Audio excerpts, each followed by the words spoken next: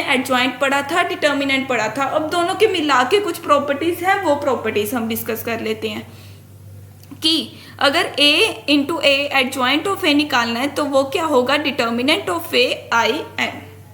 Okay, मतलब अगर a किसी मैट्रिक्स को उसके एडजॉइंट के साथ मल्टीप्लाई करते हुए और उसका तो उसकी वैल्यू क्या आएगी, determinant of A into I N, मतलब एक आइडेंटिटी मैट्रिक्स बन जाएगी जिसकी सारी जो डायगोनल एंट्रीज हैं वो क्या होंगी, उस मैट्रिक्स का डिटर्मिनेंट होगी।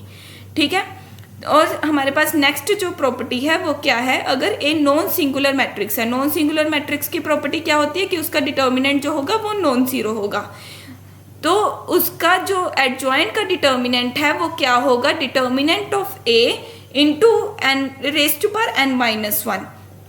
इस प्रॉपर्टी को आप इसका यूज करके इजीली प्रूव कर सकते हो। कैसे, कि determinant of A into adjoint of A निकालना है हमें।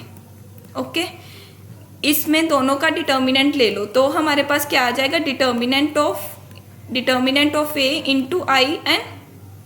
ओके, अब ये डिटर्मिनेंट ऑफ ए एक स्केलर क्वांटिटी है, इसका आंसर एक रियल नंबर आता है या कॉम्प्लेक्स नंबर आ सकता है, तो ये एक स्केलर क्वांटिटी है और इसका ऑर्डर क्या है, एन। तो हमें पता है प्रॉपर्टी को यूज करके कि डिटर्मिनेंट ऑफ के ए क्या होगा, के raise to power N determinant of A, तो मतलब कि इसकी वैल्यू क्या होगी, determinant of A raise to power N into determinant of I N. अब एक आइडेंटिटी मैट्रिक्स का डिटर्मिनेंट क्या होता है, वन, तो इसकी वैल्यू क्या आ जाएगी, determinant of A raise to power N. अब ये राइट हैंड साइड हमारे पास सॉर्ट आउट हो गई। राइट हैंड साइड को सॉर्ट आउट करने के लिए हम प्रॉपर्टी यूज करेंगे कि डिटर्मिनेंट ऑफ ए बी किसके बराबर होती है, determinant of A into determinant of B. तो ये हमारे पास क्या आ जाएगी, determinant of A determinant of adjoint of A. Okay, अब यहाँ पे हमारे पास डिटर्मिनेंट ऑफ ए की एक पावर है, यहाँ पे हमारे पास एन पावर है, तो ये क्या बन जाएगा हमारे पास final result, determinant of adjoint of A is equals to determinant of N minus one. ठीक है, ये वाले जो क्वेश्चन है एडजॉइंट ऑफ ए के डिटर्मिनेंट वाले क्वेश्चन, ये मुझे पिछले पेपर्स में मिले थे, तो इसलिए ये वाली प्रॉपर्टीज याद रखना बहुत ही ज़रूरी है कि वहाँ पे आपको ये सारी डेरिवेशन करने की ज़रूरत ना पड़े, आपको सीधा ध्यान में आ जाए कि ये वाला determinant of adjoint of A क्या होगा, determinant of A raise to power N minus one. अब नेक्स्ट प्रॉपर्टी जो है वो है determinant adjoint of A B is equal to adjoint of B adjoint of ए।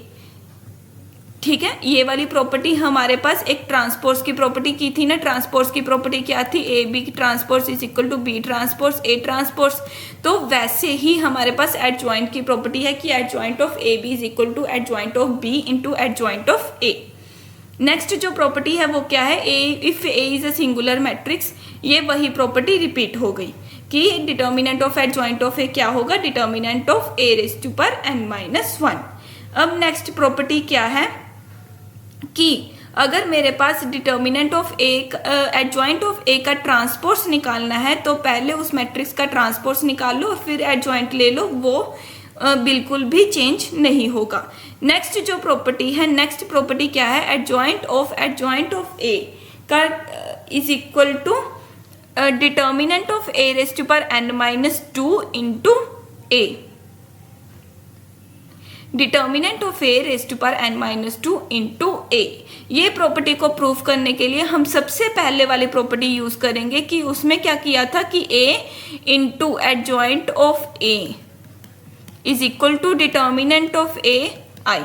याद आया, ये वाली प्रॉपर्टी हमने की थी। अब इसमें हम सिंपली ए को क्या लिख देंगे, अगर मैं पेन चेंज करके आपको दिखाऊं कि ए को हम क्या लिख रहे हैं, A is equal to adjoint of A को हम एडजॉइंट ऑफ ए लिख देते हैं, तो क्या आ जाएगा, adjoint of A into,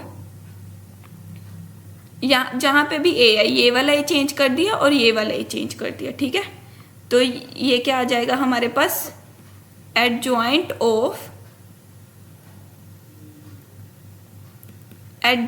of A is equals to determinant of adjoint of A into I n।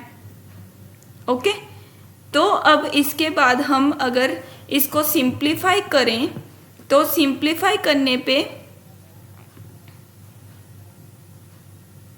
Simplify करने पे क्या आएगा कि adjoint of A into adjoint of A will be equals to, इसका हमें पता है कि डिटर्मिनेंट क्या होगा n-1 i n। ओके, अब ये प्रॉपर्टी दोबारा से यूज करो, ठीक है। और यूज करने के लिए हम क्या करेंगे, दोनों को a से मल्टीप्लाई कर देंगे। दोनों साइड a से मल्टीप्लाई कर दी तो ये वाली आइटम हमारे पास क्या बन जाएगी, determinant of a i n into adjoint of a is equals to determinant of a raise to power n-1। a को मल्टीप्लाई किया आइडेंटिटी मैट्रिक्स से तो हमारे पास a ही आएगा, ठीक है। तो फिर ये वाला जो डिटर्मिनेंट ऑफ a है, आइडेंटिटी मैट्रिक्स को किसी भी मैट्रिक्स के साथ, ये एक तरह की मैट्रिक्स होगी, तो हम किसी भी मैट्रिक्स के साथ मल्टीप्लाई करेंगे तो हमारे पास वही मैट्रिक्स आ जाएगी। तो ये क्या आ जाएगी, adjoint of a into adjoint of a। ये वाला डिटर्मिनेंट उधर जाके डिवाइड हो जाएगा तो पावर क्या बन जाएगी, n-1 तो हमारे पास क्या पावर बन जाएगी, n-2 इंटू a। और ये हमारे पास प्रॉपर्टी प्रूफ हो गई, ठीक है। तो आप पीछे की प्रॉपर्टीज को यूज करके आगे की प्रॉपर्टीज इजीली प्रूफ कर सकते हो। ओके, अब इसके साथ हमारे पास जो नेक्स्ट प्रॉपर्टी है, नेक्स्ट प्रॉपर्टी क्या आई कि determinant of adjoint of A क्या आ जाएगा, determinant of a raise to power n-1 का होल स्क्वायर। और ये कैसी आई कि दोनों साइड अगर मैंने डिटर्मिनेंट ले लिया इस प्रॉपर्टी पे, तो दोनों साइड डिटर्मिनेंट लेने पे हमारे पास ये आ गया, ठीक है। अब ये क्या है, एक स्केलर क्वांटिटी है, तो ये इसकी पावर क्या होगी हमारे पास, रेज़ टू पावर n। अगर a क्या है, n क्रॉस n मैट्रिक्स है, इनटू डिटर्मिनेंट ऑफ a, ठीक है। तो ये हम कैसे लिख सकते हैं, a determinant of n² minus 2n plus 1, और ये हमारे पास क्वाड्रेटिक आइडेंटिटी बन रही है कि इसको हम क्या लिख सकते हैं, n-1 का होल स्क्वायर। और ये प्रॉपर्टी हमारे पास डिड्यूस हो गई। कौन सी प्रॉपर्टी यूज की, k determinant of k a is equals to k raise to power n determinant of a। तो आप देख सकते हो कि ये छोटी छोटी प्रॉपर्टीज कितनी मायने रखती हैं एक नेक्स्ट क्वेश्चन को सॉल्व करने में। ओके, अब ये देखो कि एडजॉइंट ऑफ k a क्या होगा, ठीक है।